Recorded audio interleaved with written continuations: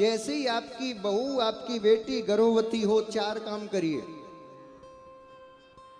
यदि चाहते हो कि बच्चे राम कृष्ण जैसे हों तो 4 काम करिए। जैसे ही आपको पता चल जाए कि आपकी बेटी आपकी बहू आपकी बहन गर्भवती हो गई है, पहला काम करिए क्या, घर से टीवी का कनेक्शन कटवा दीजिए। हाँ, दूसरा काम करिए, ये स्मार्टफोन उनके हाथ से ले लीजिए।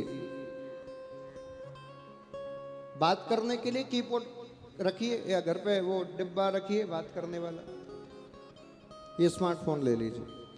तीसरा काम करिए, बाहर से किसी भी प्रकार का भोजन बना हुआ लाना बंद कर दीजिए।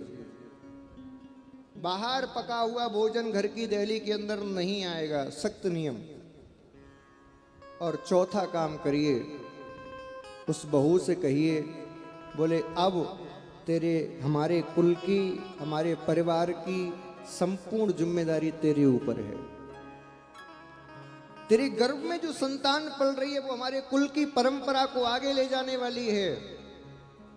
यदि इन दिनों में तुमने संयम नहीं बरता तो हमारा तुम्हारा तो कुछ नहीं है, कुछ दिनों बाद मर जाएंगे, लेकिन हमारी कुल की परंपरा नष्ट हो जाएगी। इसीलिए हम तेरे से निवेदन करके कह रहे हैं, सात्विक प्रवृत्ति से भोजन कर, सात्विक प्रवृत्ति से रह, सात्विक प्रवृत्ति से विचार कर। और घर में एक काम और करिए, किसी ब्राह्मण को बुलाने की आवश्यकता नहीं है। रामचरितमानस खोल के बैठ जाइए, भागवत खोल के बैठ जाइए, इसका हिंदी अनुवाद ही सही।